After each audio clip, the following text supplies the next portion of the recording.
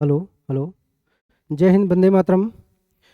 बिंदापाल गुरसैन Pal institute for special education के इस अगली ऑनलाइन क्लास में मैं आप सभी का डीएड प्रशिक्षुओं का हार्दिक स्वागत करता हूं।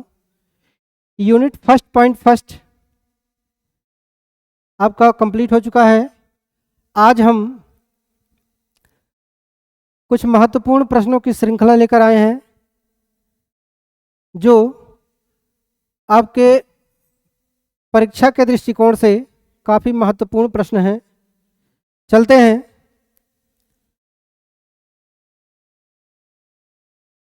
इसमें पहला प्रश्न आपके सामने है, मानव कान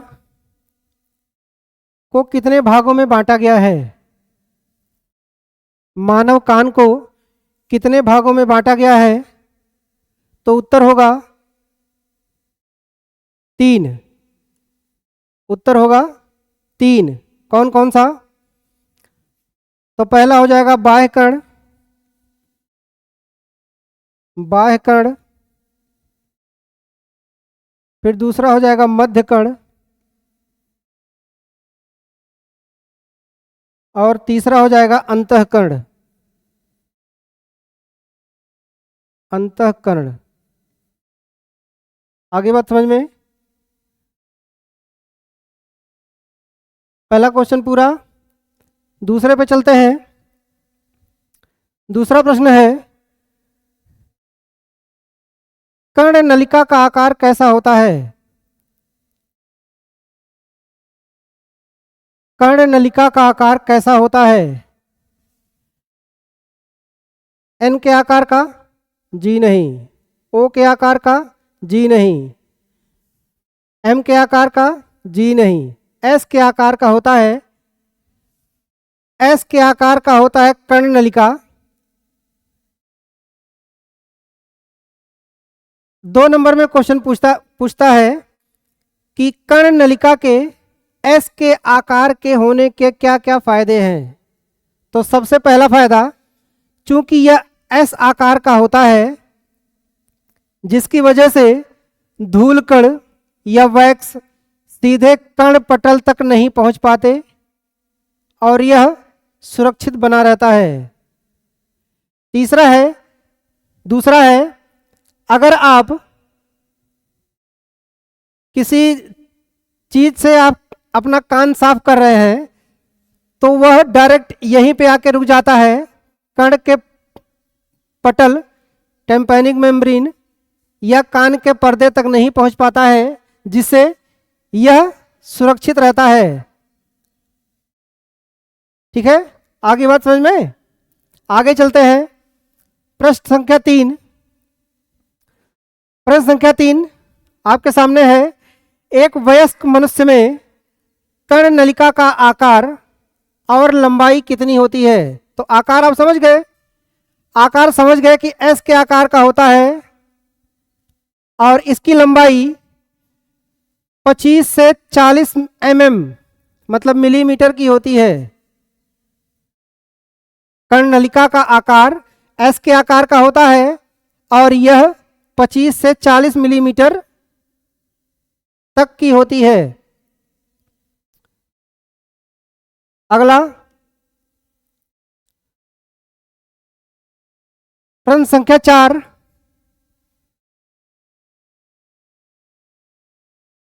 बाह्य कर्ण को कितने भागों में बांटा गया है? ऑप्शन है आपके 1, 2, 3 और 4।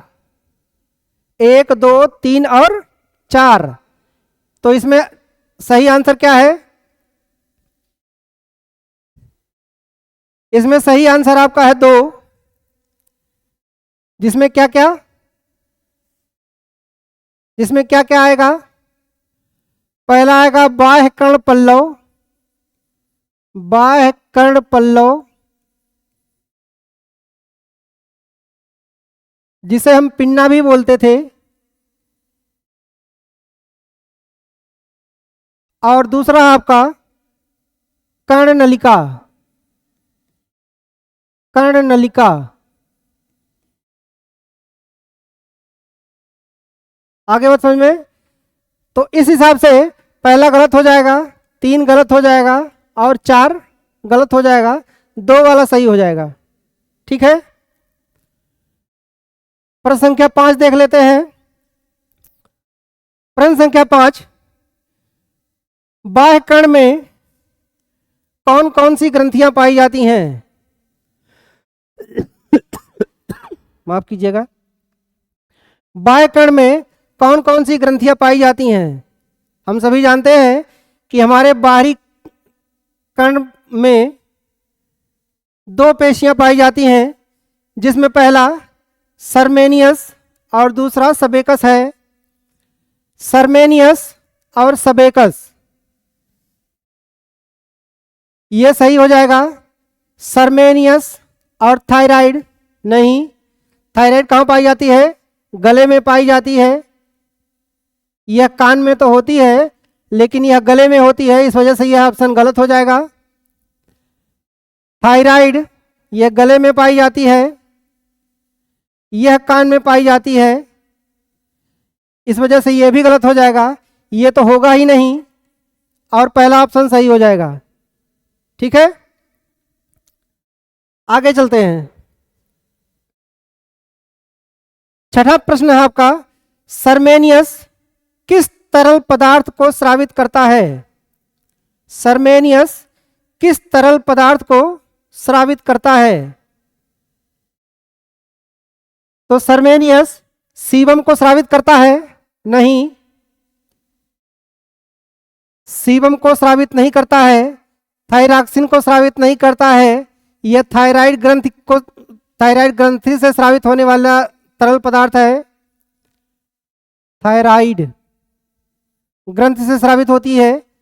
सरमेन्स जो है सर्मेनियस से स्रावित होता है, इसलिए बी ऑप्शन सही हो जाएगा। आगे चलते हैं। 7वें नंबर का प्रश्न है, सबेकस किस तरल पदार्थ को स्रावित करता है? तो सबेकस सीबम नामक तरल पदार्थ को स्रावित करता है। सीबम नामक तरल पदार्थ को स्रावित करता है, जिसका मुख्य कार्य ध्वनि तरंगों को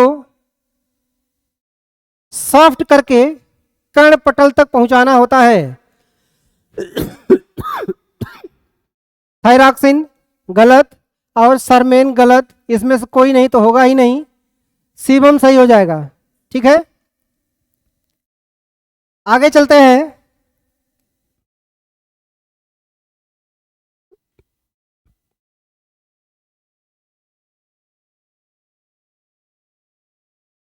हमारे मध्य कण को कितने भागों में बांटा गया है? हमारे मध्य कण को कितने भागों में बांटा गया है? तो उसका ऑप्शन हो जाएगा 4 भागों में। हमारे मध्य कण को 4 भागों में बांटा गया है, जिसमें पहला है कर्णपटल, कर्णपटल, दूसरा है ओसिकल चैन,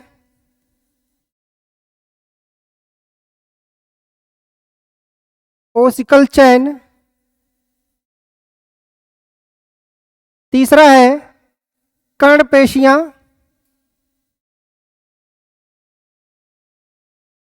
कर्ण पेशियां, और चौथा है कंठ कर्ण नलिका। कंठ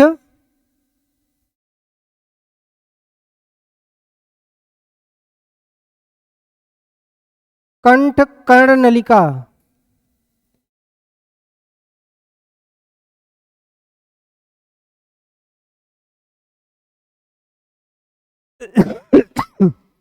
हमारे मध्य कण को 4 भागों में बांटा गया है, जिसमें पहला है कर्णपटल, दूसरा है ओसिकल चैन, तीसरा है कर्ण पेशियां और चौथा है कंठ कर्ण नलिका।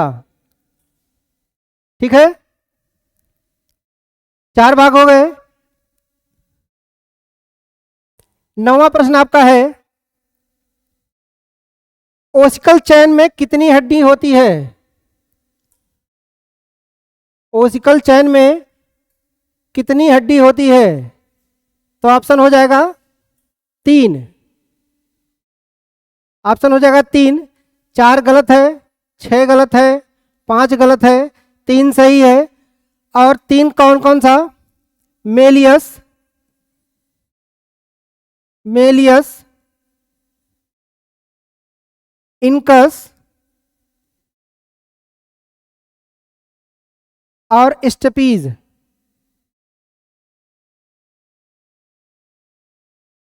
या इसी को स्टेप्स भी बोलते हैं।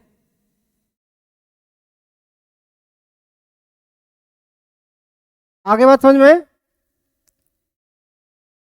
3 हड्डी हो गई। अगला क्वेश्चन पूछ रहा है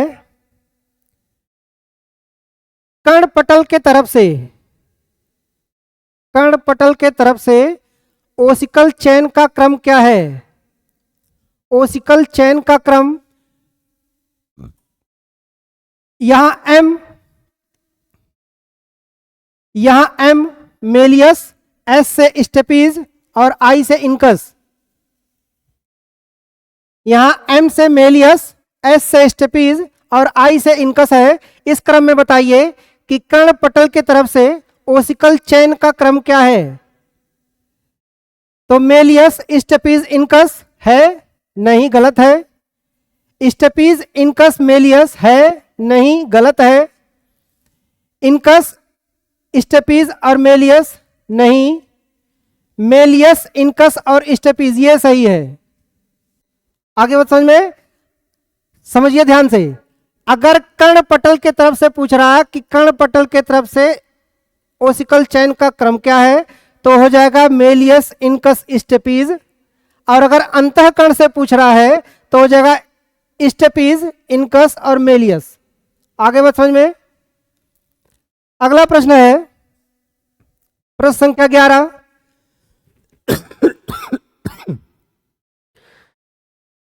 कर्णपटल को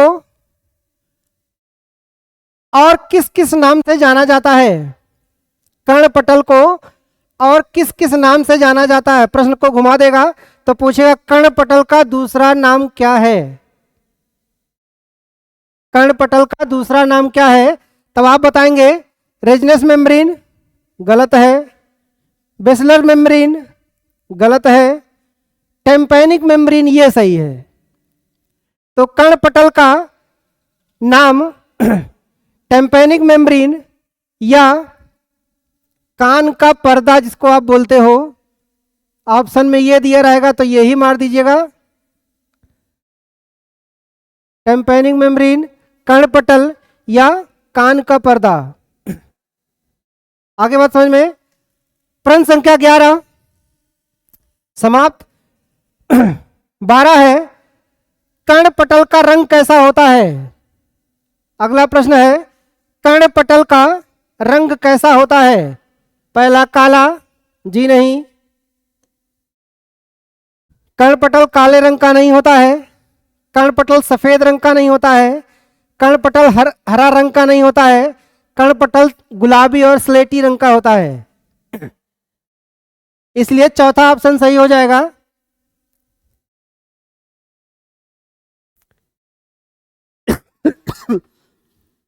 अगली ऑनलाइन क्लास में हम लोग और अधिक महत्वपूर्ण प्रश्नों को लेकर आएंगे। आपसे उम्मीद है इसी तरह ऑनलाइन बने रहिए।